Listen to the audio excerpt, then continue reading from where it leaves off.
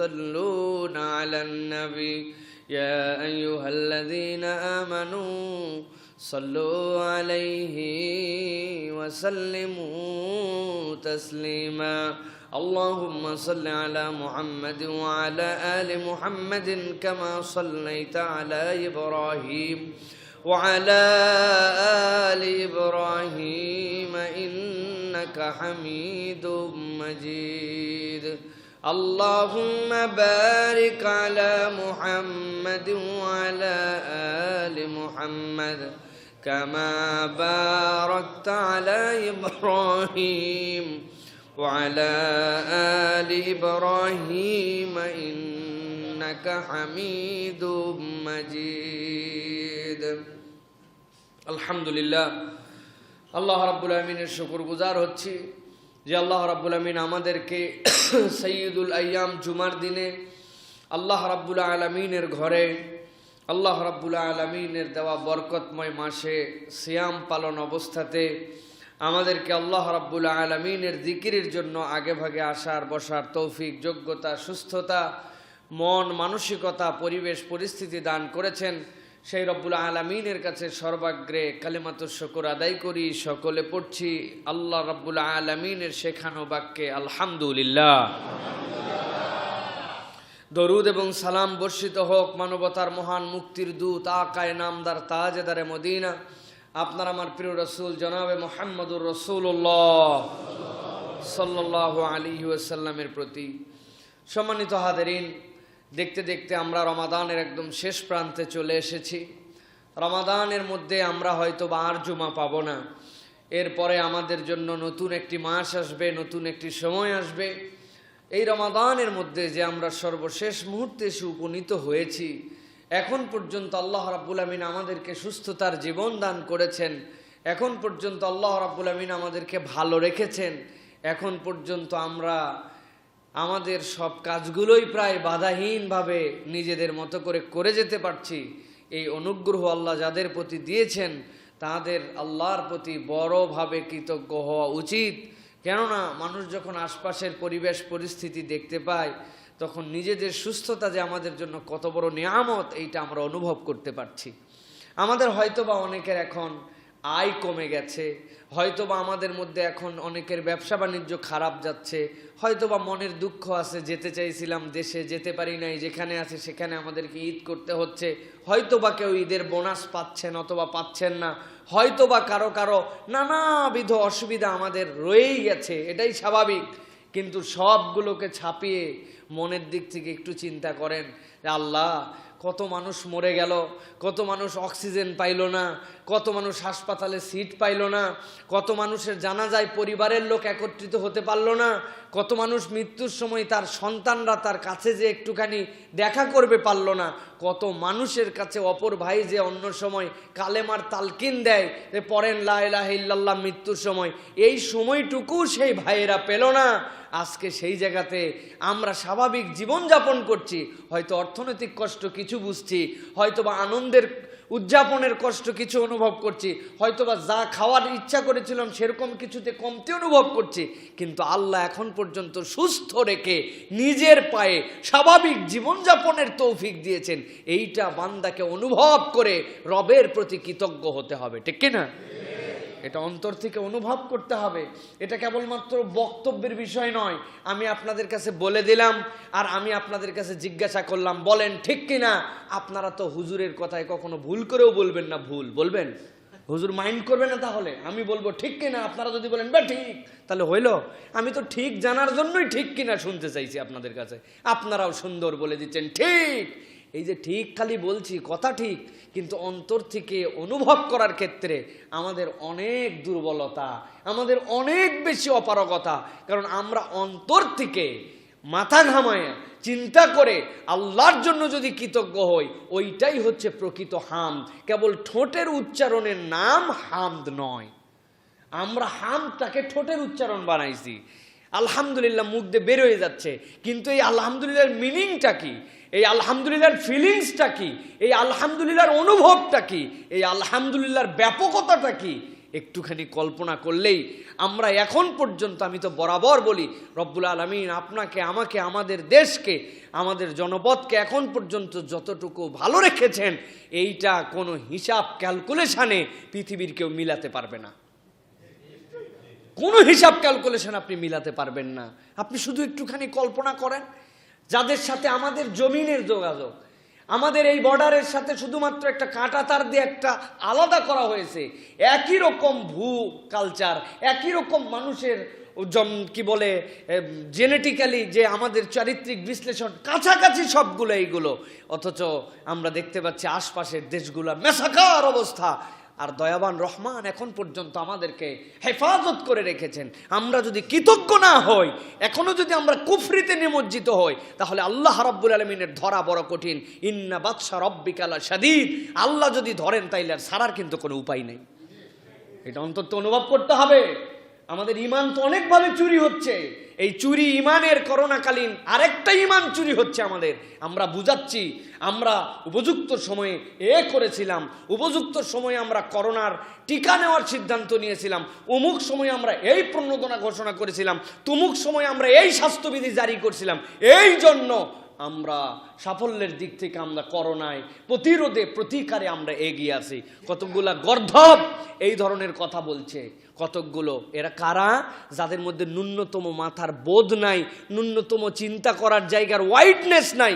ইসলাম আপনাকে সতর্ক হতে বলেছে, ইসলাম আপনাকে স্বাস্থ্যবিধি মানতে বলেছে, সরকারকে এইগুলা কাজের ক্ষেত্রে আল্লাহর পক্ষ থেকে জিম্মাদারি আছে, সে সবই করবে। কিন্তু আপনার বিশ্বাস রাখতে হবে, এইগুলা করেই যদি সব কিছু ঠেকানো যাইতো, তাহলে পৃথিবীর কতকগুলা দেশে এত কঠিন সিদ্ধান্ত নিয়েছিল, তাদের এখানে এরকম কিছু হওয়ারই কথা ছিল না, ঠিক কিনা?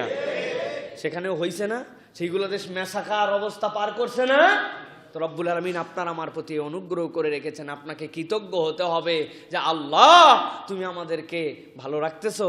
তোমার কাছে আমাদের ফরিয়াদ, আমাদেরকে এমন পরীক্ষা নিও না যেই পরীক্ষায় উত্তীর্ণ হওয়ার মতো কোনো যোগ্যতাই আমাদের নাই, কোনো যোগ্যতাই আমাদের নাই। প্রিয় ভাইয়েরা, আল্লাহ রাব্বুল আমিন আমাদেরকে বুঝ দান করেন, আল্লাহর কৃতজ্ঞ বান্দা হওয়ার তৌফিক দান করেন, বলেন আল্লাহুম্মা আমিন। সূরা নিসার একটা আয়াত আর সূরা আহজাবের একটা আয়াত আপনাদের কাছে সংক্ষিপ্ত সময় কিছু কথাবার্তা আমরা আজকের আলোচনায় আমরা জানা এবং বোঝার চেষ্টা করব। সাথে সাথে রমাদানের শেষ পর্বে যেগুলো আমাদের কতকগুলো শরঈ সম্মত বিধিবিধান সামনে আসছে, সেগুলোর উপরে আমাদের কিছু কথাবার্তা আজকে রাখার চেষ্টা করব। আল্লাহ রাব্বুল আমিন যেন আমাদের এই কথাগুলি বুঝে আমল করে আমাদেরকে দুনিয়া আখিরাতে কামিয়াব হওয়ার তৌফিক দান করেন, বলে আল্লাহুম্মা আমিন। আল্লাহ রাব্বুল আলামিন সূরা নিসার মধ্যে তাবৎ পৃথিবীর মানুষের জন্য আল্লাহ রাব্বুল আমিন একটা ডাক দিয়েছেন। আল্লাহ রাব্বুল আমিন ডাক দিয়ে বলছেন, ও দুনিয়ার মানুষ শোনো, ইয়া আইয়ুহান নাস, দুনিয়ার যত মানুষ আছো, মানুষ নামে যাদেরকে আমি আল্লাহ সৃষ্টি করেছি, আমি আল্লাহ রাব্বুল আমিন তোমাদেরকে বলছি, ইত্তাকু রাব্বাকুমুল্লাযী খলাকাকুম, তোমরা ওই রবকে ভয় করো, ওই রবের প্রতি তোমরা সতর্ক হয়ে চলো, ওই রবের হুকুমগুলা মানো, ওই রব যেগুলো নিষেধ করেছেন সেইগুলা থেকে বেঁচে থাকো। তিনি কোন রব? আল্লাহ বলছেন তিনি তো সেই রব আল্লাযী খলাকাকুম মিন নাফসিন ওয়াহিদা, তিনি তো তোমার সেই রব যেই রব তোমাদেরকে একটা প্রাণ থেকে সৃষ্টি করেছেন। তাবৎ পৃথিবীর মুফাসসিররা বলছেন সেই প্রাণ যেখান থেকে আল্লাহ রাব্বুল আমিন সৃষ্টি করেছেন তিনি হচ্ছেন সাইয়্যিদিনা আদম আলাইহিস সালাম। আল্লাহ বলছেন তুমি যেই কালচারের, যেই দেশের, যেই জনপদের যেমনই হও না কেন, তুমি যদি নিজের নাম মানুষ হিসেবে পরিচয় দাও, আমি আল্লাহ বলছি আমি রব্বুল আলামিন তোমার এই প্রাণটা প্রথম পুরুষ আদম আলাইহিস সালাম থেকে সৃষ্টি করেছি। আমার রব্বুল আমিন বলছেন ওয়া খালাকা মিনহা যাওজাহা, আর আমি আল্লাহ রাব্বুল আমিন ওই আদম থেকেই তার স্ত্রীকে সৃষ্টি করেছি। আব্দুল্লাহ ইবনে আব্বাস রাদিয়াল্লাহু তাআলা আনহু, বুখারীর একটা হাদিস যেটা আল্লাহর নবী বলেছেন, এইটা সাপোর্ট করে এই হাদিসের আলোকে আল্লাহর নবী বলছেন পুরুষের পাঁজরের হাড় থেকে আল্লাহ রাব্বুল আলামিন, আদমের হাড় থেকে আল্লাহ রাব্বুল আলামিন হাওয়া আলাইহিস সালামকে সৃষ্টি করেছেন। সেই হিসাবে প্রথম আদম আলাইহিস সালাম, সেখান থেকেই হাওয়া আলাইহিস সালাম, এরপরে সারা পৃথিবীতে আল্লাহ রাব্বুল আলামিন মানবকুলকে ছড়িয়ে দিয়েছেন। আল্লাহ বলছেন প্রথম প্রাণ যেই আল্লাহ সৃষ্টি করেছেন, ওই আল্লাহ যে মানব মণ্ডলীকে সৃষ্টি করলেন, তুমি যেই মানুষই হও না কেন, তোমার রব, তোমার স্রষ্টা হিসাবে আল্লাহ রাব্বুল আলামিন তোমাদের প্রতি হুকুম দিচ্ছেন, তোমরা আল্লাহকে ভয় করে চলো। আল্লাহ রাব্বুল আলামিন এরপরে বলছেন, কেবলমাত্র এই প্রথম পুরুষ, প্রথম নারী, যাদের থেকে যেই প্রাণ থেকে আল্লাহ রাব্বুল আলামিন তোমাদেরকে সৃষ্টি করলেন, করার পরে ওয়াবাসা মিনহুমা রিজালান কাসীরান ওয়া নিসা, আল্লাহ বলছেন এরপরে অজস্র অজস্র পুরুষ, অজস্র অজস্র নারী আল্লাহ রাব্বুল আলামিন পুরা পৃথিবীর মধ্যে ছড়িয়ে দিলেন, তোমাদেরকে সৃষ্টি করলেন। সেই রব্বুল আলামিন তোমাদের জন্য নির্দেশনা দিচ্ছেন, তুমি যদি তোমার রবকে প্রকৃত অর্থেই অনুভব করতে পারো, আল্লাহ বলছেন ওই রবের হুকুমগুলাকে মেনে চলা আমি আল্লাহ তোমাদের জন্য দায়িত্ব করলাম। দুনিয়ার যত মানুষ এসেছে, দুনিয়াতে যত মানুষ আসবে, তাকে স্বীকার করতে হবে যে সাইয়্যিদিনা আদম আলাইহিস সালাম থেকে আল্লাহ একটা প্রাণ সৃষ্টি করেছিলেন মানুষ নামে, ওই মানুষ থেকে আমরা সৃষ্টি। আমরা কোনো বানর থেকে, কোনো বিবর্তন থেকে আমরা সৃষ্টি নয়, বরং আমাদের সৃষ্টির শুরুই মাখলুকের শ্রেষ্ঠ আশরাফুল মাখলুকাত মানুষ হিসাবে, অরিজিন হিসাবে আল্লাহ আমাদেরকে সৃষ্টি করেছেন। সুবহানাল্লাহ। এটা আমাদের ঈমান, এটা আপনাকে পরিপূর্ণভাবে বিশ্বাস করতে হবে যে মানুষ কোনো বিবর্তন থেকে আসে নাই, আল্লাহ মানুষ হিসাবেই মানুষকে সৃষ্টি করেছেন। কেবল সৃষ্টি করেন নাই আল্লাহ রাব্বুল আলামিন, আল্লাহ একমাত্র সৃষ্টি, খলাকাল্লাহু আদামা বিয়াদিহি, একমাত্র সৃষ্টি যেটাকে আল্লাহ রাব্বুল আলামিন নিজের হাতে সৃষ্টি করেছেন। সুবহানাল্লাহ। এই যে আমাদের চেহারা, এই যে আমাদের অবয়ব, এইটা বড় দামি একটা রূপ। কেন? কারণ আল্লাহ পৃথিবীতে যা কিছু সৃষ্টি করেছেন, ইযা আরাদা শাইআন ইয়াকুলু লাহু কুন ফায়াকুন, আল্লাহ বলেছেন হও, আল্লাহ যে খেয়াল পেশ করে বলেছেন সেই খেয়ালে সেটা হয়ে গেছে। আল্লাহ চাইলে মানুষকেও ভাবে বানাইতে পারতেন, কিন্তু মানুষের আদি পিতা সাইয়্যিদিনা আদম আলাইহিস সালামকে আল্লাহ নিজে যত্ন করে জান্নাতের মধ্যে সৃষ্টি করে নিজে ফুৎকার দিয়ে রূহ দিয়েছেন তাকে। সুতরাং মানুষের এই যে চেহারা, এই চেহারার ক্ষেত্রে এই জন্য বলা হয়, এই চেহারাটা আল্লাহ রাব্বুল আলামিন আদমের যে নিজের ছাঁচে নিজের হাতে বানাইছেন, পুরা পৃথিবীর মানুষের এই মুখ, এই চেহারা, এইটা আল্লাহর বরকত, এটা আল্লাহর পরোক্ষভাবে সেই আদমের সৃষ্টি তত্ত্বের থেকে আল্লাহর হাত দিয়ে তৈরি আমাদের এই চেহারাগুলা। সুবহানাল্লাহ। এটা আল্লাহর হাতের তৈরি, এটা এত সহজ বিষয় নয়, এটার অনুপমতা আছে, এটার নিখুঁতত্ব আছে। আল্লাহ রাব্বুল আলামিন বলছেন এটাকে আমি অনুপম করেছি। কিরকম অনুপম? সূরা ৩-এর তাফসীর পড়ে দেখবেন আপনারা। আল্লাহ রাব্বুল আলামিন যেখানে বলেছেন ওয়াত-তিন ওয়াজ-যাইতুন ওয়া তুরি সিনিন ওয়া হাযাল বালাদিল আমিন, আল্লাহ 4টা কসম, কতকগুলা কসম করার পরে আল্লাহ বলছেন তোমরা কি জানো যে এই মানুষকে আমি তাকওয়িম, পরিপূরক, যা লাগবে যেভাবে লাগবে সেই রকম করে মানুষকে আমি সৃষ্টি করেছি। সুবহানাল্লাহ। মানুষের দেহতত্ত্ব নিয়ে যারা চিন্তা করেন, মানুষের দেহের মধ্যে কি মেকানিজম আছে, এই মেশিন, এই কার্যক্রম নিয়ে যারা চিন্তা করেন, তারা তো বিস্ময়ে বিভূত হয়ে যান। সামান্য আমাদের যে কোনো মেশিন চলাতে গেলে কত তার তেল মোবিল চেঞ্জ করতে হয়, কয়দিন পর পর আমাদের ফিল্টারের জন্য, যারা গাড়ি চালান আপনারা বুঝবেন, মোবিল ফেলে দেওয়ার সময় মোবিল ফিল্টার চেঞ্জ করতে হয়, এসি এক সিজন চলার পরে এসির জন্য এয়ার ফিল্টার চেঞ্জ করতে হয়, মসজিদের এসিগুলোর এইটা খুলে দিয়ে হাওয়া টেনে বের করে ওখানে ধুলা লেগে থাকে, এটা পরিষ্কার করতে হয়। কিন্তু একটা মানুষ 60-70 বছরে তার শরীরের লক্ষ লক্ষ লক্ষ লক্ষ লিটার পানিকে তার শরীর থেকে পরিশোধক করে কিডনি 2টা বের করে দিচ্ছে, আপনাকে ছেঁকে ছেঁকে ফিল্টার করছে। কোনোদিন কিডনির ফিল্টার পরিষ্কার এবং পরিবর্তন করার প্রয়োজন পড়ছে নাকি আমাদের? নষ্ট হইলে এমন জিনিস যে পরিবর্তন তো দূরের কথা, মানুষ জীবনই শেষ হয়ে যায়। কল্পনাই করলাম না আমরা, একটু ভাবলাম না আমরা কি বিস্ময়কর নিয়ামত রব্বুল আলামিন দিয়েছেন। আরে এত দূর চিন্তা করতে হবে কেন? আপনি শুধু চিন্তা করেন, এই যে চোখের পলকগুলো আমরা ফেলি, চোখের পলক কি জন্য ফেলি ভাই? আমরা ভাল লাগে না অনেকক্ষণ তাকায় থেকে, এই জন্য। এই চোখটা যেন স্বচ্ছভাবে দেখতে পারে, এই চোখটার উপরিভাগের মধ্যে একটা ফ্লুইড দিয়ে এই চোখটাকে আবার চলনের উপযুক্ত যেন থাকতে পারে। আল্লাহ রাব্বুল আমিন এই অনবরত এরকম ছোট্ট ছোট্ট লিকুইড আকারে চোখের মধ্যে বিভিন্ন দিক থেকে আসছে, আর সেইটা আপনার চোখের মধ্যে মুছে মুছে আবার চোখকে উপযুক্ত রাখছে। একটা মানুষ, বিজ্ঞানী একজন ডেনমার্কের, উনি বলেছেন একটা মানুষ যতবার তার হায়াতের 50 বছরের জীবনে এই যে চোখটা পলক ফেলে আর চোখের যে লিকুইডটা দিয়ে চোখটাকে আল্লাহ রাব্বুল আলামিন স্বচ্ছ রাখেন, এইটা কেনা যদি লাগতো তাহলে ওই মানুষের জীবনের 1/4 আয় এইটার পিছনে ব্যয় করে দিতে হতো। কয় টাকা আয় করেন? কত সারা জীবনের আয় কত? হিসাব করেন, 1/4 ব্যয় হতো মানুষের। এইটা এত দামি মেটেরিয়ালস আল্লাহ রাব্বুল আলামিন, এত দামি ফ্লুইড এর মধ্যে রব্বুল আলামিন দিয়েছেন। খাচ্ছি আমরা অনবরত, আমাদের জারক রসগুলো এই যে গাল থেকে বেরিয়ে যাচ্ছে, পেটের মধ্যে আছে। কি খাবার? তাড়াতাড়ি খা, তাড়াতাড়ি খা, সময় নেই, এখন গাড়ি ছেড়ে দিবে, মসজিদে যাওয়া লাগবে, আর 1 মিনিট 26 সেকেন্ড। ওরে জোরে অর্ধেক চিবানো অর্ধেক না চিবানো, গিলে পানি খেয়ে নিলাম, পেটের মধ্যে চলে গেল। বাথরুম করার সময় খেয়াল করে একটু দেখেন মাঝে মাঝে যে বাথরুমে যেভাবে খাইছিলেন ওইভাবে বেরোচ্ছে না এইগুলো একদম ডাস্ট হয়ে তারপরে একটা আকারে বেরোচ্ছে। কি হয় পেটের মধ্যে? পেটের মধ্যে যাওয়ার পরে এই যে টক্সিনগুলো আমাদের পেটের মধ্যে নিক্ষেপ করা হয়, সেই টক্সিনগুলো পেটের মধ্যে যাওয়ার পরে তার কাজ কি? এইটাকে মুন্ডু বানানো, কেবল মুন্ডুই বানানো। এরপর আল্লাহ রাব্বুল আলামিন নির্ধারিত একটা নারীর চ্যানেল রেখেছেন, ওর মধ্যে দিয়ে দিয়ে যখন যায়, আপনি খেয়েছেন রসগোল্লা, স্বাদ ছিল মিষ্টি, আপনি খেয়েছেন কাঁচামরিচ, বোম্বাই মরিচ ঝাল, আপনি খেয়েছেন লবণ, আপনি খেয়েছেন তেঁতুল, আপনি খেয়েছেন করল্লা ভাজি, সবগুলো পেটের মধ্যে যাওয়ার পরে আল্লাহ রাব্বুল আলামিন অদ্ভুত কতকগুলা মেকানিজম দিয়ে ওইটার থেকে যখন বের হয়ে এক ভাণ্ডতে যে সব রস জড়ো হয়েছে, কতকগুলা টক্সিনের মধ্যে নিক্ষেপ করার পরে সবগুলোকে আল্লাহ সুগারে রূপান্তর করে দিয়েছেন। আমাদের পেট তো প্রকৃতার্থে এক একটা সুগার ফ্যাক্টরি। একটু যদি আবার বেশি হয়ে যায় তখন আবার ইনসুলিন দিয়ে সেই সুগার লেভেল কমানো লাগে আমাদের জন্য।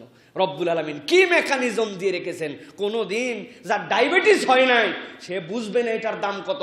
যার একবার ডায়াবেটিস হয়েছে, খাবারের দিকে তাকানোর পরে সে বুঝতে পারে যে আমার শরীরের এই সিস্টেমটার দাম কত। কি যাদেরকে ওষুধ খেতে হয় সকাল বিকাল, আর নিয়ম করে খেতে হয়, মেপে খেতে হয়, গায়ের মধ্যে ইঞ্জেকশন নিতে হয়, ইঞ্জেকশনের দাম দিয়ে ইঞ্জেকশন কিনতে হয়, তখন বুঝতে পারে যে এটা কি অদ্ভুত মেকানিজম রব্বুল আলামিন দিয়েছেন। ওই যে সুগার তৈরি হলো, পুরা শরীরের মধ্যে এনার্জি সাপ্লায়ার হিসেবে সেটা চলে যাচ্ছে। এই যে অদ্ভুত মেকানিজম, এইটা আল্লাহ রাব্বুল আলামিন বলছেন লাকাদ খালাকনাল ইনসানা ফি আহসানি তাকওয়িম, আমি মানুষকে এত অনন্য করে সৃষ্টি করেছি। আমি আল্লাহ বলছি, ওইটা প্রথম মানুষ আদম আলাইহিস সালামেরটা আমি নিজে হাতে তৈরি করেছি।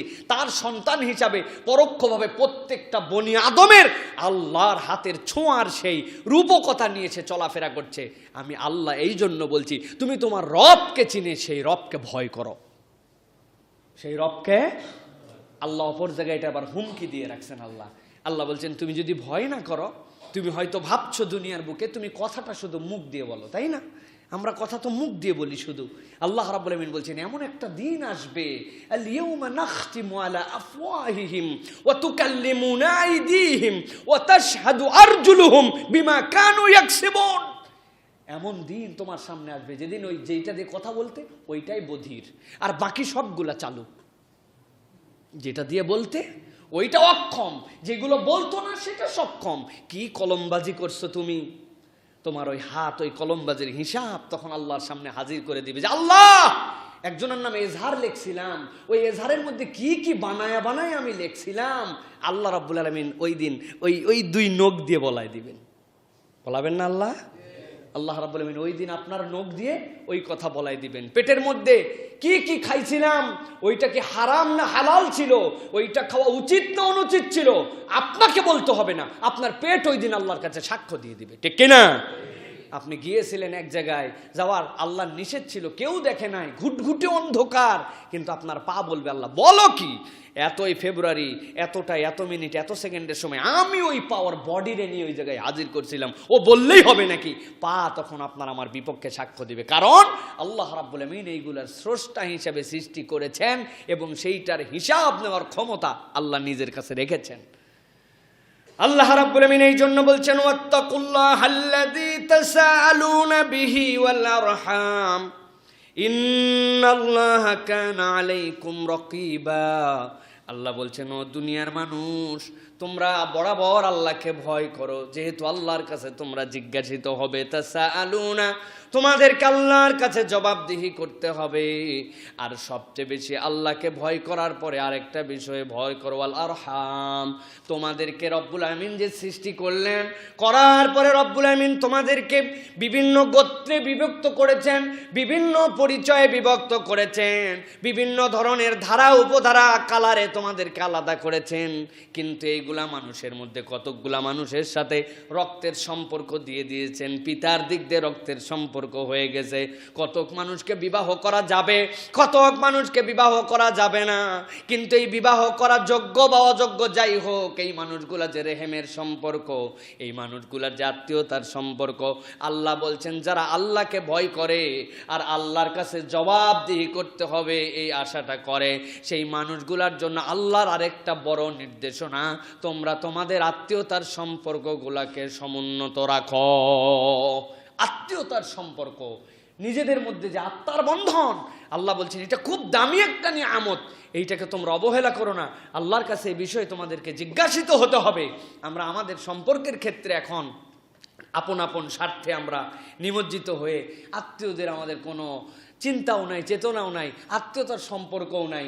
অনেকে গর্ব করে বলে, আরে কিসের ফুফাতো ভাই মামাতো ভাই, এইগুলোর তো এখন চিনি না, দেখলে চিনবই না। সেই ছোটবেলায় আম্মা গল্প করছিল, মানে উনি এইটা গর্ব করে বলে যে উনার পরিচয় নাই, উনি চিনে না আত্মীয় স্বজন, উনার ভাই বেরাদাররা উনি চিনে না। আল্লাহ বলছেন খবরদার, এরকম নয়। আল্লাহ বলছেন তোমাদের জন্য ওয়াত্তাকুল্লাহাল্লাযী তাসাআলুনা বিহি ওয়াল আরহাম ইন্নাল্লাহা কানা আলাইকুম রাকিবা। তোমরা যেগুলো কাজ করো সেই কাজের খবরদারি আল্লাহর কাছে আছে, এই জন্য তোমরা তোমাদের আত্মীয়তার সম্পর্ককে সমুন্নত রাখো। প্রিয় ভাইয়েরা, আমাদের জন্য এ রমাদান যে শাহরুল মুআসাত, এই রমাদান যে আপনার আমার জন্য যে নিয়ামত নিয়ে এসেছে, সেটার অনন্য একটা নিয়ামত হচ্ছে আপনার আমার জন্য রমাদান হচ্ছে একটি সুসম্পর্ক গঠনের, সহমর্মিতা, অপরের প্রতি ভালোবাসা দেখানোর একটা মাস হচ্ছে রমাদান। আমি মাঝে মাঝে বলি, আমাদের সমাজে মানুষজনের ডাক নাম থাকে, থাকে না ভাই? সুন্দর সিরাজুল ইসলাম নাম, কিন্তু ডাক নাম দিছে ধলু, যেহেতু একটু ফর্সা ধলু, এরকম বলে না ভাই? অমুক আছে আব্দুল গফফার, কিন্তু ডাক নাম দিছে তার কালু, আছে না? আমাদের এরকম আছে। আবার মানুষের নাম যাই হোক অনেক বড় হয়ে গেছে, কিন্তু বাপ মারা তার আদর করে বাবু ডাকছে, ওই বাবু নামই তার হয়ে গেছে। এই যে আমাদের নিকনেমের কালচার আছে, এইটা আমাদের অনেকের মধ্যে এইটা আছে। আল্লাহ রাব্বুল আলামিন রমাদানের নাম একটা নিকনেম রাখছেন রসুলের দ্বারা। রমাদানেরও একটা ডাক নাম আছে। রমাদানের ডাক নামটা কি? রমাদানের ডাক নাম হচ্ছে শাহরুল মুআসাত। মুআসাত, মুআসাত মানে কি? সহমর্মিতার মাস। এটা রমাদানের আদর করে আল্লাহর নবী ডাক নাম দিয়েছেন, সুবহানাল্লাহ। রমাদানের ডাক নাম কি? শাহরুল মুআসাত। মুখস্থ করেন, শাহরুল মুআসাত। মুআসাত মানে সহমর্মিতা, অপরের প্রতি আপনার আদর, অপরের প্রতি আপনার ভালোবাসা, অপরের প্রতি আপনার হৃদয়ের আকর্ষণ, অপরের প্রতি আপনার দুঃখে শেয়ার, অপরের প্রতি আপনার অন্তরের নম্রতা, এইগুলো যদি রমাদানের মধ্যে আপনি অনুভব করতে পারেন, তাহলে বুঝবেন আপনার রোজা, আপনার রমাদান আপনার জীবনে প্রভাব পড়ছে। আর রমাদানে যদি আপনার শরীর, আপনার কথাবার্তা, আপনার আচরণ, কেউ চাইলে কারো কাছে গেলে আপনার যদি আর উগ্রতা হয়, বুঝবেন এই রমাদান আপনার আমার জীবনে কোনো এফেক্ট ফেলতেছে না, এইটা কেবল হাউ হাউ আর না খাওয়ার মাস বানায় পার করতেছে আমরা। প্রিয় ভাইয়েরা, এই জন্য অন্তর থেকে আমাদের অনুভব করতে হবে রমাদান হচ্ছে সহমর্মিতার মাস। আমরা তো আমাদের রমাদানকে সহমর্মিতায় রূপান্তর করতে পারছি কিনা, এটা আমাদেরকে মূল্যায়ন করতে হবে। তার অন্যতম একটা দিক আপনার আমার জন্য আত্মীয়তার সম্পর্ককে ঠিক রাখা। প্রিয় ভাইয়েরা, আল্লাহ রাব্বুল আমিন এরপরে অন্য আয়াতে কারিমা, যেটা সূরা আহজাবের ৭০ নম্বর আয়াত, এই আয়াতে কারিমার মধ্যে রব্বুল আলামিন আরও একটা নির্দেশনা দিচ্ছেন, এটা সম্পূরক। আল্লাহ বলছেন, ইয়া আইয়ুহাল্লাযীনা আমানুত্তাকুল্লাহ ওয়া কুলু কওলান সাদীদা। খুব গুরুত্বপূর্ণ আয়াত এটা আমাদের জন্য। আল্লাহ বলছেন, হে ঈমানদারেরা, যারা ঈমান এনেছো। আগেরটা ছিল ইয়া আইয়ুহান নাস, এটা হচ্ছে ইয়া আইয়ুহাল্লাযীনা আমানু। আল্লাহ এবার একটু আলাদা করে ফেলেছেন, আলাদা করে বলছেন যে হে ঈমানদারেরা, তোমাদের জন্য আমি আল্লাহ রাব্বুল আলামিন কতগুলো ডিউটি দিচ্ছি। কি? ইত্তাকুল্লাহ, ১ নম্বর আল্লাহকে ভয় করো, ২ নম্বর ওয়াকুলু কওলান সাদীদা, তোমরা সোজা কথা বলো, সরল কথা বলো, বক্র কথা, মিথ্যা কথা তোমরা বলো না। তাহলে ঈমানদারদের জন্য আল্লাহ কয়টা দায়িত্ব দিয়েছেন এখানে? দুটো। এক নম্বর হচ্ছে আল্লাহকে ভয় করো, আর দুই নম্বর আল্লাহ রাব্বুল আলামিনের ওই ভয়ের আলোকে তোমরা সত্য কথা বলো, সরল কথা বলো, বক্র কথা বলো না। সাদীদের ব্যাখ্যা করেছেন মুফাসসিররা, তীরের সাথে, তীর যেরকম ধনুকের মধ্যে যখন নেওয়া হয়, ওই তীর যদি সোজা না হয় সে যেরকম সোজা যেতে পারবে না, ওই রকম আল্লাহ রসুল সাল্লাল্লাহু আলাইহি সাল্লাম হাদিসের দ্বারা, সাহাবায়ে কেরামের কওলের দ্বারা প্রমাণ যে ইমানদারের কথা হবে একদম সোজা। ইমানদার এমন কোনো কথা বলবে না যেই কথার মধ্যে বক্রতা থাকবে, যেই কথার মধ্যে মিথ্যা থাকবে, যেই কথার মধ্যে কোনো রকম অন্যরকম কথার আশ্রয় থাকবে, এরকম নয়। বরং আল্লাহ এবং তার রসুলের পক্ষে সে সবসময় সত্য এবং সহজ সরল কথাটুকু বলে দিবে। ইমানদারদেরকে আল্লাহ রাব্বুল আমিন এই দুটো দায়িত্ব দিলেন। আল্লাহ বলছেন এই দুইটা কাজ যদি তুমি করো তোমার কি ফায়দা হবে? আল্লাহ বলছেন ইউসলিহ লাকুম আমালাকুম। এক নম্বরে এই দুই কাজের প্র্যাকটিস যারা করবে আল্লাহ তাদের বাকি সবগুলো কাজকে সুন্দর করে দিবেন। আল্লাহকে ভয় করছে আর সত্য কথা বলে, সরল কথা বলে, মানুষের সাথে সদাচরণ করে কথা বলে, আল্লাহ বলছেন এই দুই কাজ করলে ইউসলিহ লাকুম আমালাকুম, তোমার বাকি বিষয়গুলো কেমনে ঠিক করতে হয় এটা আমি আল্লাহ জানি। সুবহানাল্লাহি বিহামদিহি। এটা কম অফার না, সাংঘাতিক অফার। ইত্তাকুল্লাহ, আল্লাহ যা যা নিষেধ করেছেন, যেগুলো আল্লাহ আপনাকে মানতে বাধ্য করেছেন, সেইগুলো আপনি কোনো কথা নাই, ডান দেখার সময় নাই, বাম দেখার সময় নাই। আমার আল্লাহ এটা মানা করছে, আমি এটা করি না, এর নাম তাকওয়া। আর আমি সরল সহজ কথা বলি, বক্র কথা বলি না। আল্লাহ বলছেন ইউসলিহ লাকুম আমালাকুম, আল্লাহ তোমাদের সব কাজগুলাকে সুন্দর করে দিবেন। আর কি করবেন? ওয়াগফির লাকুম যুনুবাকুম, আর এর আগ পর্যন্ত যে তোমার ভুল ছিল ওইগুলার কি হবে? ওইগুলা যদি আমল নামায় থেকে যায় তাহলে তো বান্দার বিপদ। আল্লাহ বলছেন ওই অতীতের ভুলগুলাও আল্লাহ মাফ করে দিবেন। ওয়াগফির লাকুম যুনুবাকুম, তোমাদের গুনাহ খাতা মাফ করে দিবেন। এই দুটো কাজ যদি আমরা করতে পারি প্রিয় ভাইরা, আল্লাহ বলছেন ওয়া মান ইউতিইল্লাহা ওয়া রাসূলাহু ফাকাদ ফাযা ফাওজান আযীমা। আর কেউ যদি আল্লাহ আর তার রাসূলকে অনুসরণ করে, আল্লাহ এবং তার রাসূলের ইতাআত করে, আল্লাহ যেভাবে বলেছেন ওই কাজগুলোকে যদি রাসূলুল্লাহ সাল্লাল্লাহু আলাইহি সাল্লামের দেখানো পদ্ধতিতে সেই মানুষগুলা করে, আল্লাহ বলছেন ফাকাদ ফাযা ফাওজান আযীমা, ওই ব্যক্তিরা দুনিয়ার বুকে চূড়ান্ত সফল এবং পরকালেও আল্লাহর কাছে সফল হয়ে যাবে। ফাকাদ ফাযা ফাওজান আযীমা। অল্প একটু ব্যাখ্যা করে রাখি তাহলে বোঝা সহজ হবে। এই আয়াতে কারিমাতে আল্লাহ বলছেন দুনিয়ার বুকে তোমরা আল্লাহকে ভয় করবে আর আল্লাহ রাব্বুল আলামিনের দেখানো পদ্ধতিতে সত্য সহজ কথা বলবে। আল্লাহ রাব্বুল আলামিন তোমাদের বাকি কাজগুলোকে আল্লাহ রাব্বুল আলামিন শুধরিয়ে দিবেন। এই যে সত্য কথা বলা, আল্লাহকে ভয় করা, এটা দুনিয়ার কারো মানদণ্ডে নয়, বরং আল্লাহ শেষ আয়াতে কারিমার দ্বারা বুঝাচ্ছেন ওয়া মান ইউতিইল্লাহা ওয়া রাসূলাহু, আল্লাহ এবং রাসূলের ইতাআত অনুযায়ী এটা হতে হবে। যদি এটা হয় তাহলে আল্লাহ বলছেন দুনিয়া আখিরাত ওই ব্যক্তিরা সফল হয়ে যাবে। সুবহানাল্লাহি ওয়া বিহামদিহি। তাহলে ইবাদত বন্দেগী আল্লাহর, কিন্তু পথ পদ্ধতি দেখানো কার? রাসূলুল্লাহর। ইবাদত বন্দেগী আল্লাহর, পথ পদ্ধতি কার? রাসূলুল্লাহ।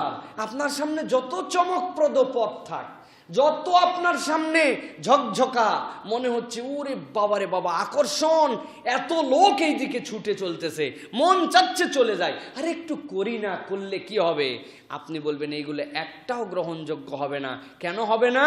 কারণ ওইটা যদি আল্লাহ এবং তার রাসূলের দেখানো পথ না হয়, আপনাকে কখনো ওই পথ মুক্তির বার্তা এবং কল্যাণ আপনাকে এনে দিতে পারবে না। ইসলাম যে এই যে 1400 বছর যাওয়ার পরেও এখন পর্যন্ত অবিকৃতভাবে টিকে আছে, এর কারণ কি জানেন? এর কারণ একটা, ভালো করে মনে রাখবেন। ইসলাম অবিকৃতভাবে যে টিকে আছে আপনার আমার কাছে এখনো, এটা সঠিক রূপটা কিয়ামত পর্যন্ত থাকবে, এর কারণ মাত্র একটা। সেই একটা কারণ হচ্ছে ইসলামে বিদআতকে প্রশ্রয় দেওয়া হয় নাই। বিদআতের কোনো প্রশ্রয় নাই। যত সুন্দর হোক, যত চাকচিক্যময় হোক, যত ভালো লাগুক, আল্লাহ রাসূল সাল্লাল্লাহু আলাইহি সাল্লাম বলছেন কুল্লু বিদআতিন দালালাহ ওয়া কুল্লু দালালাতিন ফিন্নার। পৃথিবীতে যত বিদআত এগুলো সব ভ্রষ্টতা, যত ভ্রষ্টতা সব জাহান্নামী। এত কঠিন কঠিন কথা আল্লাহ রাসূল বলেছেন। কেন বলেছেন? বলার একমাত্র কারণ ইসলামের স্বকীয়তা এবং বিশুদ্ধতাকে টিকিয়ে রাখা। এই জন্য প্রিয় ভাইয়েরা, মন যা চাইলো, আবেগ দিলাম, বানানো যুক্তি দিলাম, আমার মনে হচ্ছে করলে একটু কি সমস্যা? না ভাই, এখান থেকে বেঁচে থাকাই হচ্ছে আপনার আমার জন্য দায়িত্ব। এইটাই হচ্ছে আল্লাহ রাসূল সাল্লাল্লাহু আলাইহি ওয়াসাল্লাম আল্লাহর ভাষায় ফাকাদ ফাজা ফাউজান আজিমা। আপনি আমল যদি কমও করতে পারেন, কিন্তু আপনি যদি বিদআতে নিমজ্জিত না হন, আল্লাহ ওই অল্প আমলে আপনার জীবনকে সুন্দর বানাই দিবেন। কিন্তু বিদআত করা যাবে না। সবাই যে করে, অমুকেরা যা করছে, আমার বাবারা কি কিছু বোঝে নাই নাকি, দাদারা কিছু বুঝতো না, অমুক বড় হুজুরের কি কোনো জ্ঞান ছিল না নাকি, আপনার এখন কোথার থেকে এত হুজুর আসছেন? আপনি বলবেন এত কিছু আমার বোঝার দরকার নাই ভাইজান।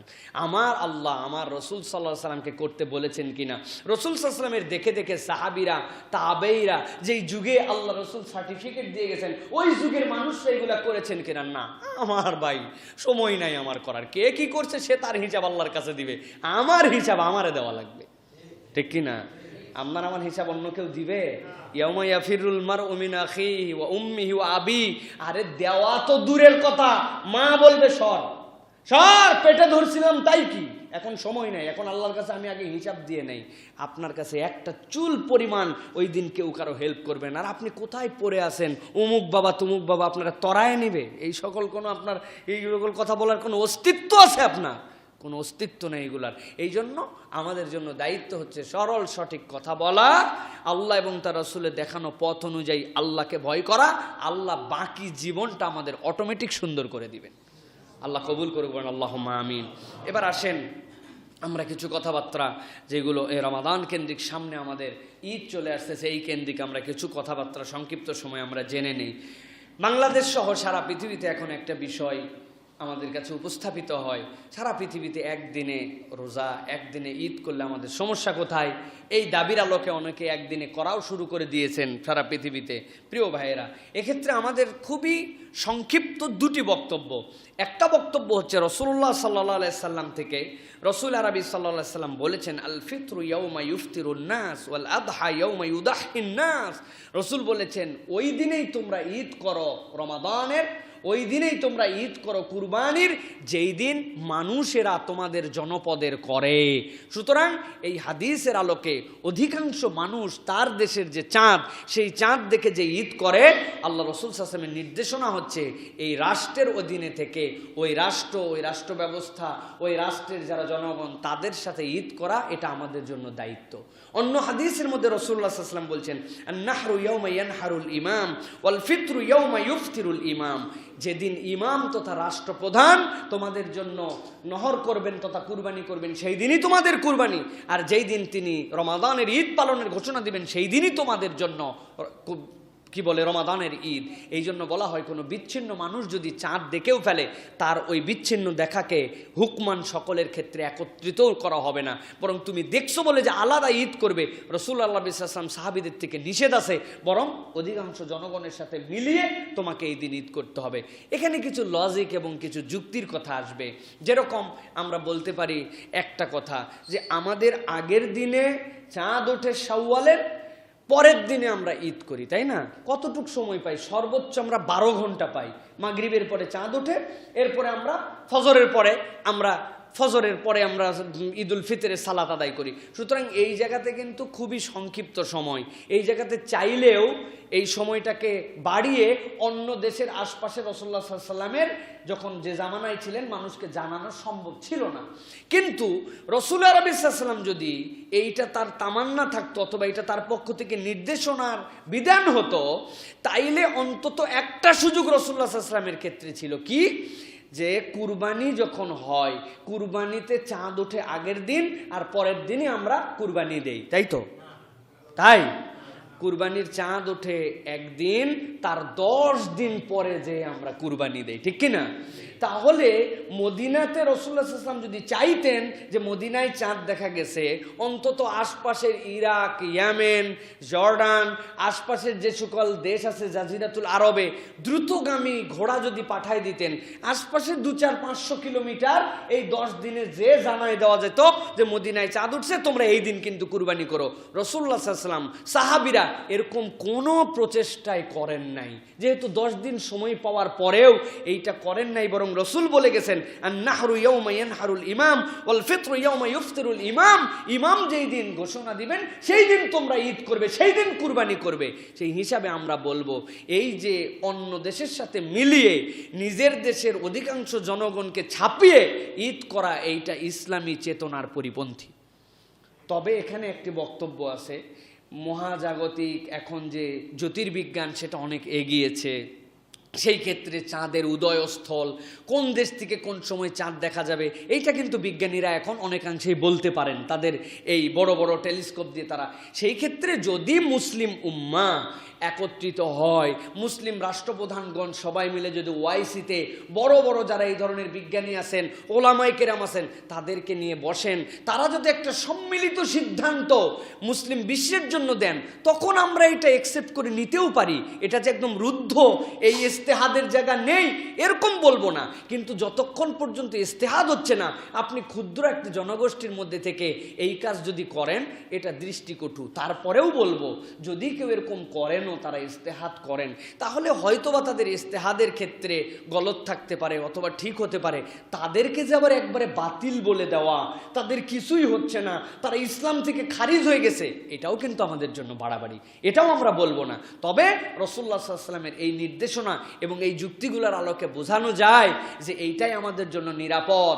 যেই রাষ্ট্রে থাকবো, ওই রাষ্ট্রের যারা দায়িত্বশীল থাকবেন, অধিকাংশ মানুষ যেদিন ঈদ করবেন, এটা উম্মার ঐক্যের স্বার্থে, ইমানদার ভালোবাসার স্বার্থে আমাদের সেই দিনেই ঈদ উদযাপন করা উচিত।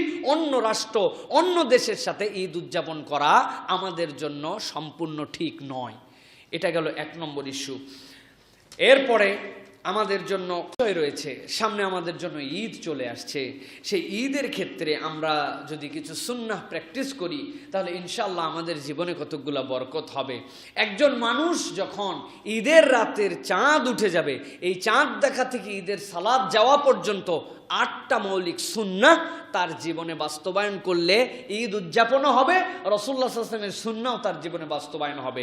তার জন্য ঈদের রাতের থেকে 8টা সুন্নাহর প্রথম সুন্নাহ, বাংলাদেশের সবচেয়ে অবহেলিত সুন্নাহ, রেডিও এবং টেলিভিশনের কাছে সমর্পিত সুন্নাহ, সেটি হচ্ছে চাঁদ দেখা এবং তার জন্য দোয়া করা। আমরা রেডিওতে কি বললো, টিভিতে খবর নিয়ে তো চাঁদ দেখা গেছে কিনা, আমরা নিজেরা চাঁদ দেখার আগ্রহ নাই, চাঁদ দেখতে যাই না, অথবা মানসিকভাবে এটা আমরা হারিয়ে ফেলছি। এটা আমাদের জন্য উচিত নয়। বরং রাসূলুল্লাহ সাল্লাল্লাহু আলাইহি ওয়াসাল্লাম সাহাবীদেরকে নিয়ে চাঁদ দেখতে যাইতেন।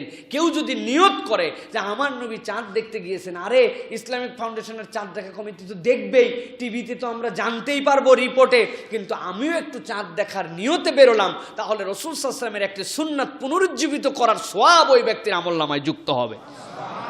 চাঁদ দেখার পরে কি বলতে হবে? একটা দোয়া আছে, আল্লাহ রাসূল সাল্লাল্লাহু আলাইহি ওয়াসাল্লাম শিখিয়েছেন, আল্লাহু আকবার, আল্লাহুম্মা হিল্লাহু আলাইনা বিল আমনি ওয়াল ঈমান ওয়াস সালামাতি ওয়াল ইসলাম ওয়াত তাওফীক লিমা ইউহিব্বু রাব্বুনা ওয়া রাব্বুকাল্লাহ। আল্লাহর কাছে আপনি বলবেন আল্লাহু আকবার চাঁদ দেখার পরে, আল্লাহ মহান, আল্লাহুম্মা আহিল্লাহু আলাইনা বিল আমনি ওয়াল ঈমান ওয়াস সালামাতি ওয়াল ইসলাম। হে আল্লাহ, এই যে চাঁদটা উদিত হলো, এই চাঁদের মধ্যে তুমি আমাদেরকে নিরাপত্তা দাও, এই চাঁদের মধ্যে তুমি আমাদেরকে বরকত দাও, ঈমানে বরকত দাও, আমানে বরকত দাও। এরপরে কি বলছেন? ওয়াত তাওফীকু লিমা ইউহিব্বু রাব্বুনা ওয়া রাব্বুকাল্লাহ। আর আল্লাহর তৌফিক ছাড়া তো কিছুই হয় না, নিশ্চয় ওই চাঁদের রব আল্লাহ, আমার রব আল্লাহ। আল্লাহ তোমার সন্তুষ্টি আমরা চাই। যদি আপনি এই পুরাপুরি দোয়াটা নাও পারেন, ভাবধারায় যদি আল্লাহর কাছে বলেন আল্লাহু আকবার, আল্লাহ তুমি আমাকে এই চাঁদের মধ্যে নিরাপত্তা দাও, ঈমানে নিরাপত্তা দাও, শারীরিক নিরাপত্তা দাও, এই চাঁদের মধ্যে আমার আমলে বরকত দান করো। হে চাঁদ, তোর রব আল্লাহ, আমার রব আল্লাহ, আল্লাহ তুমি আমাদের প্রতি সন্তুষ্ট হও। এইটুকু বলতে পারবো না ভাবার্থ? আর এই দোয়াটা শেখাও খুব কঠিন না, এটা 1 নম্বর আমল। এইটা যদি আমরা করি, একটা সুন্নত পুনরুজ্জীবিত করা, এবং ওই চাঁদ দেখা না পারলেও গেছি আমরা চাঁদ দেখতে, একটা সোয়াব আপনার আমার আমল নামায় হবে। সুবহানাল্লাহ। তাহলে এটা 1 নম্বর। 2 নম্বরে ঈদের চাঁদ দেখার পরে তাকবীর বলা। আমাদের যে তাকবীরটা আমরা জানি যে এই কি বলে, আমরা কুরবানির ঈদে বিশেষ করে আল্লাহু আকবার লা ইলাহা ইল্লাল্লাহ আল্লাহু আকবার লিল্লাহিল হামদ, এই তাকবীরটা মৃদু মৃদু কণ্ঠে বলা। এক্ষেত্রে কোরআন আমাদেরকে নির্দেশনা দিচ্ছে। আল্লাহ বলছেন ওয়ালিতুকাম্মিলুল ইদ্দাতা ওয়ালিতুকাব্বিরুল্লাহ আলা মা হাদাকুম ওয়া লাআল্লাকুম তাশকুরুন। আল্লাহ যে তোমাদের ইদ্দত পূর্ণ করালেন, আল্লাহ রাব্বুল আলামিন তোমাদের যে সময়গুলোকে অতিবাহিত করালেন, এর শুকরিয়া স্বরূপ তোমরা আল্লাহর তাকবীর বলো। সুতরাং 2 নম্বর আমল হবে মৃদু মৃদু কণ্ঠে ওই ঈদের নামাজে যাওয়া পর্যন্ত আল্লাহর এই তাকবীর বলতে থাকা। আমাদের এই তাকবীরের কোনো কালচারই নাই। আমাদের ঈদের চাঁদ দেখা গেল, শুরু হয়ে গেল এখন বাদ্য বাজনা, ড্যান্স, আড্ডা, একবারে শয়তান মনে করেন একদম ডাইরেক্ট আমাদের প্রত্যেকের কাঁধের মধ্যে ভর করে দিল। ঠিক কি না? এরকম করা যাবে নাকি? এই পূর্ণতার কারণে আরো বেশি আল্লাহ শুকুর গুজার বান্দা হতে হবে। এটা হচ্ছে 2 নম্বর আমল, এটা আমাদের জন্য প্র্যাকটিস করতে হবে। 3 নম্বরে ঈদের দিন সকাল থেকে এরপর আমাদের কতগুলো আমল হবে। ঈদের দিন সকালবেলা গোসল করা, গোসল করে ঈদগাহে যাওয়া, এটা একটা সুন্নাহ। এরপরে নতুন বা সুন্দর পোশাক পরা, আপনার সাধ্যের মধ্যে সবচেয়ে সুন্দর পোশাকটা পরে যাচ্ছেন। এখানে কোনো তাকওয়া দেখানোর জায়গা নাই না আমি ছেঁড়া কাপড় পরে আমি ঈদগাহে চলে যাচ্ছি, এটা মনে হয় আমার তাকওয়া না। রাসূলুল্লাহ সাল্লাল্লাহু আলাইহি ওয়াসাল্লাম আপনার যেই কাপড়টা সবচেয়ে সুন্দর, সবচেয়ে পরিষ্কার, নতুন হলেও ভালো, না হলেও হতে পারে, কিন্তু সুন্দর পোশাক পরে আপনার ঈদগাহে যাওয়া। এরপরে সুগন্ধি ব্যবহার করা, আতর লাগানো, সুগন্ধি লাগানো, এটা আপনার আমার জন্য একটা সুন্নাহ। এরপরে রাসূলুল্লাহ সাল্লাল্লাহু আলাইহি ওয়াসাল্লাম রমাদানের ঈদে যখন যাইতেন তখন সকালবেলা মুখ মিষ্টান্ন করে যাইতেন। আপনি 2 কি 3টে খেজুর, 1টা খেজুর অথবা কিছু সেমাই ফিন্নি যেটা আমাদের বাড়িতে থাকে, এইটা খেয়ে ঈদগাহে যাওয়া, না খেয়ে নয়। রোজার ঈদে খেয়ে আপনার জন্য যাওয়া। এরপরে রাসূলুল্লাহ সাল্লাল্লাহু আলাইহি ওয়াসাল্লাম বলেছেন ফিতরা আদায় করে যাওয়া। নতুন কিছু টাকা পয়সা পকেটের মধ্যে আপনি নিয়েছেন, কেন? ঈদের নামাজের পরে অনেক মিসকিনরা আমাদের কাছে হাত পাতবে, ফিতরার টাকা 50 করে সুন্দর করে দিলেন। প্রিয় ভাইয়েরা, এইটা যদি করেন এটা একটা সাধারণ দান হবে, আপনার ফিতরা আদায় হবে না। আপনাকে ঈদের মাঠে যাওয়ার আগে ফিতরা আদায় করে দিতে হবে, এটা একটা সুন্নাহ। এরপরে একটা সুন্নাহ হচ্ছে এক রাস্তা দিয়ে যাওয়া, অপর রাস্তা দিয়ে আসা। এটা মূলত এইটা বোঝানোর জন্য ইসলামে শুভেচ্ছা বিনিময়, ঈদের দিনে খোঁজ খবর নেওয়া, এই অর্থে এটার উপকর্থে বলা হয়। শুভেচ্ছা বিনিময় করাও ঈদের দিনে একটা সুন্নাহ। সেই হিসাবে আপনি এমন একটা পথ দিয়ে গেছেন যেই পথ দিয়ে যাওয়ার কারণে এক শ্রেণীর মানুষের সাথে দেখা হয়েছে, এসেছেন আবার এমন দিক দিয়ে নতুন নতুন মানুষের সাথে আপনার দেখা হয়েছে, এটা একটা সুন্নাহ। সর্বশেষ প্রশস্ত মাঠে ঈদের সালাত আদায় করা সুন্নাহ। জামে মসজিদ হলেও আপনার ঈদের নামাজ আদায় করা সুন্নাহ নয়। আমি অনেক সময় বলে থাকি, কষ্ট লাগে আপনাদের শুনলে, রাসূলুল্লাহ সাল্লাল্লাহু আলাইহি ওয়াসাল্লামের মসজিদে কেউ যদি সালাত আদায় করে তাহলে 1 ওয়াক্ত, একটা হাদিসে আসছে 1000 ওয়াক্তের সমান সওয়াব। সুবহানাল্লাহ। মসজিদে নববীতে 1 সিজদা 1000 সিজদার সওয়াব। একবার সুবহানাল্লাহ 1000 সুবহানাল্লাহ সমান সওয়াব। রাসূলুল্লাহ সাল্লাল্লাহু আলাইহি ওয়াসাল্লাম তো এই ফজিলত জানতেন না, জানতেন? যদি নবীজি জানতেনি তাহলে ঈদের নামাজটা কি জন্য মসজিদে নববীতে না পড়ে বাহিরে গেলেন? একটা ঈদ পড়লে 1000 ঈদের সওয়াব। নবীজি জানতেন না? না, নবীজি জানতেন। সেই নবী করিম সাল্লাল্লাহু আলাইহি ওয়াসাল্লাম বেরিয়ে যে দূরে সালাত আদায় করেছেন, জনগণ যেন সবাই একত্রিত হয়ে সালাত আদায় করতে পারে।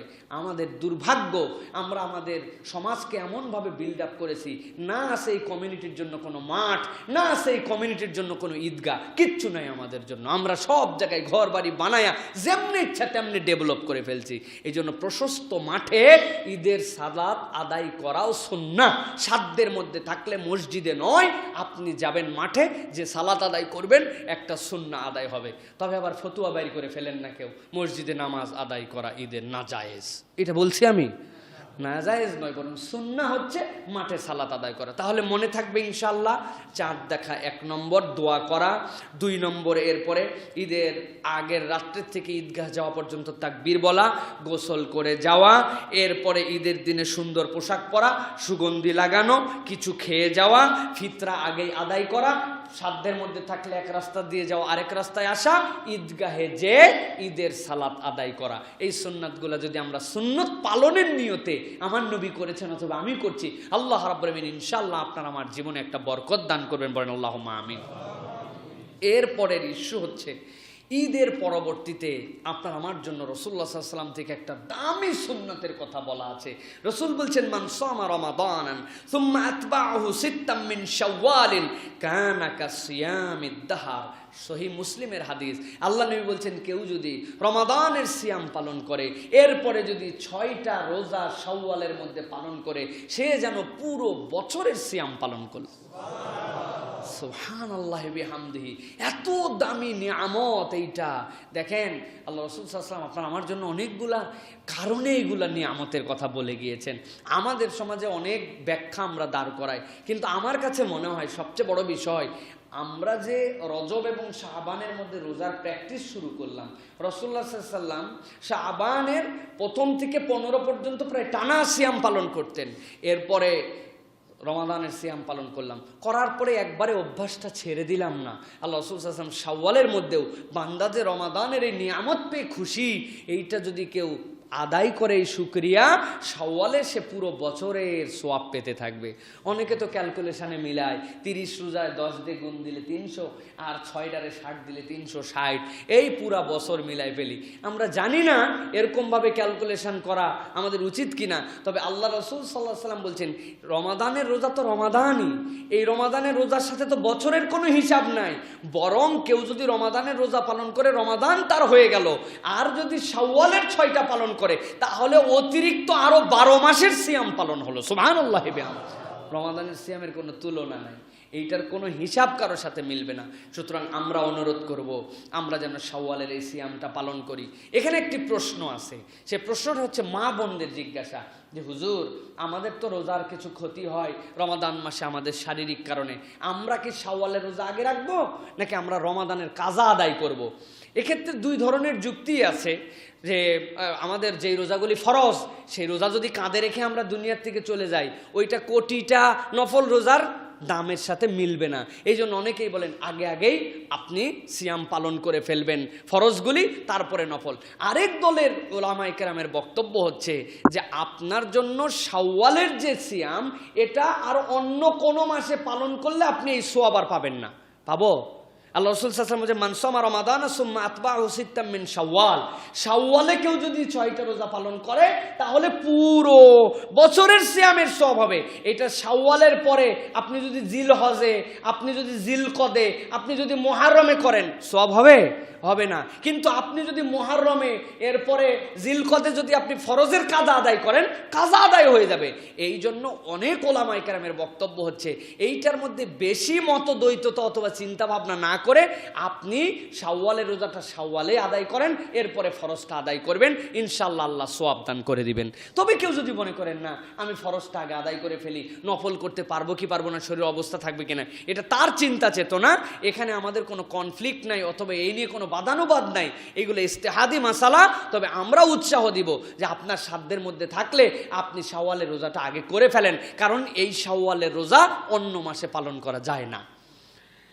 প্রিয় ভাইয়েরা, এরপরে আপনার আমার জন্য সর্বশেষ যে বিষয়, রাসূলুল্লাহ সাল্লাল্লাহু আলাইহি ওয়াসাল্লাম থেকে আপনার আমার জন্য এই রমাদানে কতকগুলো যে অভ্যাস করেছি, তার মধ্যে অন্যতম একটা অভ্যাস আমাদের জন্য, মুসলমানের জন্য, ইমানদারের জন্য, মানুষের জন্য, আল্লাহর পছন্দনীয় বান্দা হওয়ার জন্য, দুনিয়া আখিরাতে নিজের নাজাত পাওয়ার জন্য একটা গুণের নাম হচ্ছে দান করা। কি করা? একদিন ফেরেশতারা, হাদিসের মধ্যে আসছে, হযরত আনাস রাদিয়াল্লাহু তাআলা থেকে বর্ণিত, ফেরেশতারা বলছেন আল্লাহকে, আয় রব্বুল আলামিন, তোমার বাতাসের শক্তি আমরা দেখি, বাতাস তো আল্লাহর সৈনিক, বাতাসের যে কি পাওয়ার, বাতাসের যে কি শক্তি, ফেরেশতারা এটা জানেন। ফেরেশতারা বলছেন, আল্লাহ, বাতাসের থেকেও শক্তিশালী আপনার কোনো সৃষ্টি আছে? ফেরেশতারা আল্লাহর কাছে জিজ্ঞাসা করেছে। আল্লাহ রাব্বুল আমিন ফেরেশতাদেরকে বলেছেন, নাম, ইবনু আদম ইয়াতাসাদ্দাক বিয়ামিনিহি ইউখফিহা মিন শিমালিহি। আল্লাহ বলেন, হ্যাঁ, বাতাসের থেকেও আমার একটা সৃষ্টি অনেক শক্তিশালী। কি? বনি আদম যখন দান করে, সে দান করে ডান হাতে, আর তার বাম হাত জানতে পারে না। আমি আল্লাহর কাছে এর মর্যাদা এবং এর যে শক্তি ওই বান্দার জীবনের জন্য, আল্লাহর কাছে ওই বাতাসের সৃষ্টির থেকে এটা দামি। সুবহানাল্লাহ। মানে কি? বাতাস দ্রুতগামী হয়ে যেরকম এক অঞ্চল থেকে আরেক অঞ্চল চলে যায়, বাতাস দ্রুতগামী হিসাবে আল্লাহর হুকুমে যেরকম কোনো অঞ্চলকে মেসমার করে দিতে পারে, কোন বনি আদম যখন দান করে, আল্লাহ বলছেন ইয়াতাসাদ্দাকু বিয়ামিনিহি ইউখফিহা মিন শিমালিহি, তার বাম জানে না সে ডান হাতে কি দান করেছে। তার মানে সে গোপনে দান করে, লোক দেখায় না, অপরের কাছে প্রচারের আশায় দান করে না। এরকম দান আল্লাহর কাছে এর থেকে বেশি দ্রুত কবুল। সুবহানাল্লাহ। প্রিয় ভাইয়েরা, সুতরাং এই দান আমাদের জন্য বড় নিয়ামত। আরেকটা সহিহ হাদিসের মধ্যে এসেছে, আল্লাহ রাসূল সাল্লাল্লাহু আলাইহি সাল্লাম বলছেন, সাদাকাতুস সিররি তুতফিউ গাদাবার রাব্বি তাবারাকা ওয়া তাআলা। যারা গোপনে দান করে, এই গোপনে দান তোমার রবের ক্রোধকে নিভায়ে দেয়। পানি যেরকম আপনি ঢেলে দিলে কাঠের আগুন নিভে যায়, ওই রকম আল্লাহ বান্দার উপর যখন রাগ করেন, বান্দা যখন গোপনে আল্লাহকে খুশি করার জন্য দান করে দেয়, আল্লাহ রাব্বুল আমিন ওই বান্দার উপর থেকে নিজের ক্রোধকে নিভায়ে দেন। সুবহানাল্লাহ বিহামদি। এটা অনন্য নিয়ামত, সাদাকা করা, দান করা। এইটা রাসূলুল্লাহ সাল্লাল্লাহু আলাইহি সাল্লাম বলেছেন, 7 শ্রেণীকে আল্লাহ রাব্বুল আলামিন আরশে আজিমের নিচে ছায়া দিবেন। ইয়াউমা লা জিল্লা ইল্লা জিল্লু, যেই দিন আল্লাহর ছায়া ছাড়া কোনো ছায়া থাকবে না। তার মধ্যে একটা কারা? ও রাজুলুন তাসাদ্দাকা বিসাদাকাতিন, আর ওই ব্যক্তি যে তো আল্লাহর সন্তুষ্টির জন্য, আল্লাহকে খুশি করার জন্য, তার অপরকে লোক দেখানোর জন্য নয়, তার বাম হাতটা পর্যন্ত জানতে পারে না, সে দান করে। এরকম দানবীরকে আল্লাহ তার আরশে আজিমের নিচে ছায়া দিবেন। প্রিয় ভাইয়েরা, এই জন্য আমরা অনুরোধ করব, আসুন আমরা দান করার চেষ্টা করি। অনেকেই দানের কথা শুনলেই মাথার মধ্যে একটা আইডিয়া ঢুকায় ফেলে, দান কে করবে? বড় লোক। দান করবে কে? বড় লোক, তাই না? রাসূলুল্লাহ সাল্লাল্লাহু আলাইহি ওয়াসাল্লামের কাছে জিজ্ঞাসা করা হয়েছে, হে রাসূল, সর্বোত্তম দানবীর কে? রাসূলুল্লাহ সাল্লাল্লাহু আলাইহি ওয়াসাল্লাম বলেছেন, শোনো, সর্বোত্তম দানবীর যে গরিব তারপরেও দান করে, আর সে তার দানটা তার পরিবার থেকে শুরু করে। সুবহানাল্লাহ বলেন। গরিব দানবীর হচ্ছে মূল দানবীর, তার দেওয়ার সামর্থ্য কম, তারপরেও সে আল্লাহর জন্য দেয়। যার লক্ষ লক্ষ টাকা তাকে তো আল্লাহ তৌফিক দিয়েছেন, আর ওই বেটার 100 টাকা, ওখান থেকে 10 টাকা 20 টাকা 30 টাকা দান করে, ও হচ্ছে মূল দানবীর। রাসূল বলছেন সে সর্বোত্তম দানবীর। সুবহানাল্লাহ বিহামদি। সুতরাং আমরা নিজেরা ক্লাসিফাইড করে ফেলেছি, বড়লোক দান করবে, আমার কোনো দান নাই, আমি গরিব মানুষ। আপনি গরিব হলেও আপনার দানের লেভেল আছে। আল্লাহ রাসূল বলেছেন আপনার দান করা আপনার এত উচিত, আপনি যদি দান করার জন্য কিছু না দিতে পারেন, আল্লাহ রাসূল বলছেন তুমি শরীর দিয়ে পরিশ্রম করো, তুমি কায়িক শ্রম দিয়ে কামাই করে ওইটা দান করো। সুবহানাল্লাহ বিহামদি। বাদ যাওয়ার কোনো সুযোগ নাই। সুতরাং রবের ক্রোধ যদি নিভাই ফেলতে চায়, আরশে আজিমের ছায়া যদি পেয়ে যেতে চায়, আল্লাহ রাব্বুল আমিনের কাছে বাতাসের থেকে দ্রুত আমার দোয়াকে যদি কবুল করাতে চায়, দান করার কোনো বিকল্প। আজকে পুরো মানবতা কি কঠিন অবস্থা পার করছে, আপনি একটু হিসাব করেন, করে করে আপনি একটু খোঁজ খবর নিয়ে নিয়ে আপনি একটু দান করেন। রব কিন্তু কিয়ামতের দিনে জিজ্ঞাসা করবেন, ভিখারি গিয়েছিল তবদারে, তুমি কি তাকে খাওয়াইছিলে? সে বলবে, আল্লাহ তুমি রহমান, তুমি দয়াবান, তুমি আমার দরবারে আমার ঘরে আসছো, আমি তোমারে কেমনে আমি খাওয়াবো? বলে তোমার দরবারে যে ওই যে ভিখারিটা গিয়েছিল, অভাবী লোকটা গিয়েছিল, ওরে খাওয়াইলেই আল্লাহরে খাওয়ানো হইতো। প্রিয় ভাইয়েরা, আপনি খোঁজ খবর নেন একটু, আমরা একটু খোঁজ খবর নেই, আমরা একটু মানবিক মানুষ হওয়ার চেষ্টা করি। যেই লোকটার কাছে আমি চুল ছাঁটতাম, আচ্ছা ওই লোকটা এই অবস্থায় কেমন আছে? যেই মানুষটার কাছে বরাবর ঈদের জামা কাপড় আমারটা, আমার বউয়েরটা, আমার বাচ্চাদেরটা বানাতাম, এই বছর তো বানাচ্ছি না, যাক ঈদের জামা কাপড় নিব না, কিন্তু সেই লোকটা কেমন আছে? যেই লোকটা আমাদের বাড়িতে কাজ করতো, এখন পরিস্থিতির কারণে কাজ করতে পারছে না, সেই মানুষটা কেমন আছে? আচ্ছা এই মানুষটা আগে টিউশনি করতো সম্ভবত, এখন তো দেখি স্কুলও খোলা নাই, কলেজও খোলা নয়, টিউশনিও নাই, ওই মানুষটা কেমন করে চলছে? এই লোকটার এই দোকান, এই গার্মেন্টসে, এই প্রতিষ্ঠানে চাকরি করতো, এখন তো তার চাকরি নাই, লকডাউন মকডাউন অমুক তমুকে তার বন্ধ আছে, বলেও না আমার কাছে। এই ভাইটা কি করছে? আপনি যদি মানবিক মানুষ হন, এরকম করে দুয়ারে দুয়ারে, নিজে ফোনে ফোনে, কাছে যেয়ে যে ব্যক্তিগত যোগাযোগে একটা মানুষের মুখে যদি আপনার দান দিয়ে হাসি ফোটাতে পারেন, আপনি নিশ্চিত থাকতে পারেন আরশে আজিমের মালিক ওই দিন আপনার জন্য তার আরশের নিচে একটু ছায়ার ব্যবস্থা করে রেখে দিবেন। সো আমাদেরকে এই কালচার করতে হবে প্রিয় ভাইরা, একটু খোঁজ খবর নিতে হবে। একটু সামনে ঈদ আসছে, কেবল আমি আমার ঈদটাই উদযাপন করে ফেলছি এরকম জানি না হয়। আপনি একটু খবর নেন। রিক্সাওয়ালা ভাই আগে তো যে ভাড়া পাইতো 700, 800, 1000 টাকা ভাড়া পাইতো, এখন 300-400 টাকার জমা দেওয়ার পরে, গ্যারেজ ভাড়া দেওয়ার পরে ওর অবস্থাটা কি একটু আদর করে যে জিজ্ঞাসা করেন, কি খবর ভাই, ভালো আছেন, কেমন চলছে? আরে বলেন না, নিঃসংকোচে বলেন কি অবস্থা। আমারও যে খুব ভালো অবস্থা তা না, আমি যে আপনার 1000 টাকা দিতে আসছি তা না। শুনি না, শোনার পরে চুপ করে 100 টাকা, 200 টাকা, 500 টাকা হাতে ধরায় বললেন, এইটা দিয়ে কিন্তু অন্য কিছু করবেন না। বাড়িতে যাওয়ার সময় বাবুদের জন্য একটু গোশ কিনে নিয়ে যান তো ভাই। কতদিন যে সে গোশটা কিনতে পারে নাই, 1 কেজি গোশ 550-600 টাকা দাম। কতদিন যে সে একটু লাচ্চা কিনতে পারে নাই, আর 1 কেজি নর্মাল চালের দাম তার 50 টাকা 60 টাকা কিনতে ত্রাহি ত্রাহি। তার বাসায় কোথার থেকে পোলাওয়ের চাল আসবে? আপনি যদি এরকম 1-2টা মানুষকে আপনার দান দিয়ে, আপনার সহানুভূতি দিয়ে, আপনার ভালোবাসা দিয়ে হাসি ফুটাই দিতে পারেন, আপনার জীবনের হাসিটা জান্নাতে ফুটে যাবে ইনশাআল্লাহ। আমরা পারবো তো ইনশাআল্লাহ প্রত্যেকে। আর খবরদার নিজের মধ্যে এই ভাবনা আনবেন না বড়লোকের কাজ এটা না। আমি যদি গরিব হই, আমার অর্থনৈতিক সক্ষমতা যদি কম হয়, আমি সর্বোত্তম দানকারী, কারণ আমার সামর্থ্যের মধ্যে থেকে আমি আল্লাহকে দেখাইছি। সুবহানাল্লাহ। আল্লাহ আমাদেরকে তৌফিক দান করুক, আল্লাহুম্মা আমিন। আজকের কথা যেটি, রমাদান আমাদের কাছ থেকে বিদায় নিচ্ছে, একটু মূল্যায়ন করতে হবে। এই রমাদানকে কি আমরা বিশ্বাসের সাথে বিদায় দিচ্ছি নাকি বিশ্বাসঘাতকতার সাথে? আরে রমজানের সাথে আবার বিশ্বাসঘাতকতা কেমন করে হয়? বিশ্বাসঘাতকতার সাথে বিদায় নাকি বিশ্বাসের সাথে বিদায়, এটা মূল্যায়ন করার সময় আপনার আমার শেষের দিকে এসেছে। যেই মানুষটা রমাদানে 5-7টা অনন্য গুণে গুণান্বিত হয়েছিল, রমাদানে একটা মানুষ বলতে পারবে না যে সে রোজাদার কিন্তু সে আল্লাহ রাব্বুল আলামিনের জন্য একটু ভালো কাজ করে নাই। এরকম মানুষ নাই, তার মনটাই ভালোর দিকে একটু মাইল হয়েছে।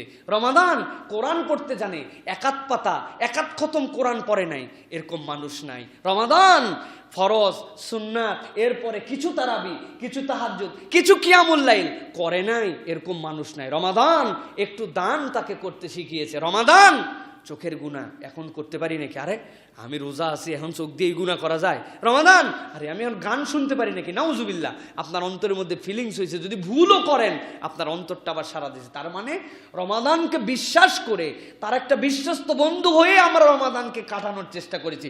ভুল হলেও আমরা রিয়েলাইজ করেছি, ইস আজকে এটা করলাম না, করা উচিত ছিল রে, লোকটারে গালি দিয়ে দিলাম, নাউজুবিল্লাহ। আসলে তো রোজা থেকে গালি দেওয়ার কথা ছিল না, তাও গালি দিলাম। তার মানে আপনার অন্তরের মধ্যে ফিল হয়েছে যে এটা আমার করা উচিত নয়।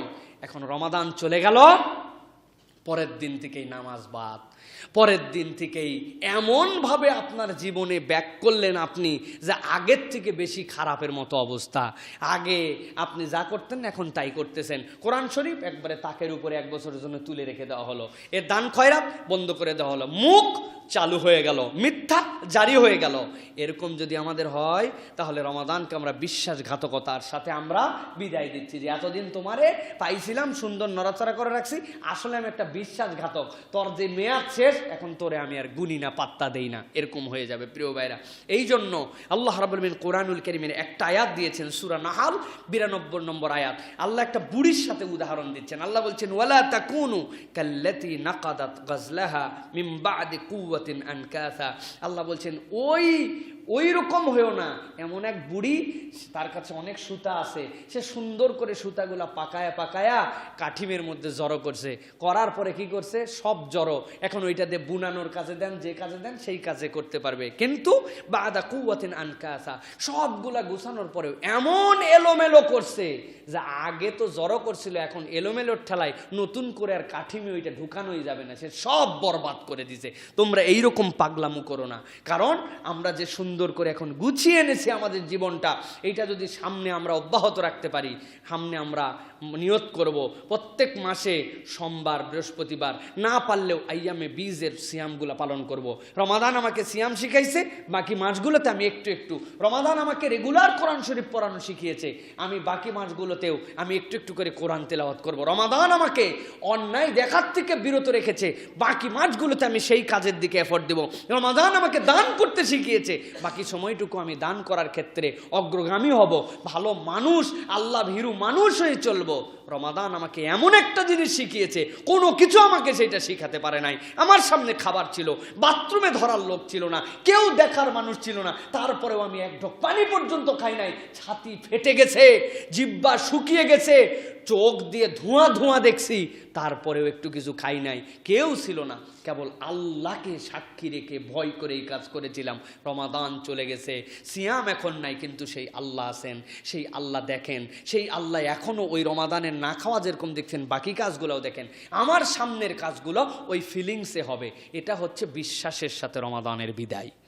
আমরা এই মূল্যায়নটা করে আগামীর পথগুলোকে সাজায় নিয়ে আমরা যেন চলতে পারি। আল্লাহ যেন তৌফিক দান করেন, বলেন আল্লাহুম্মা আমিন। ওয়া আখির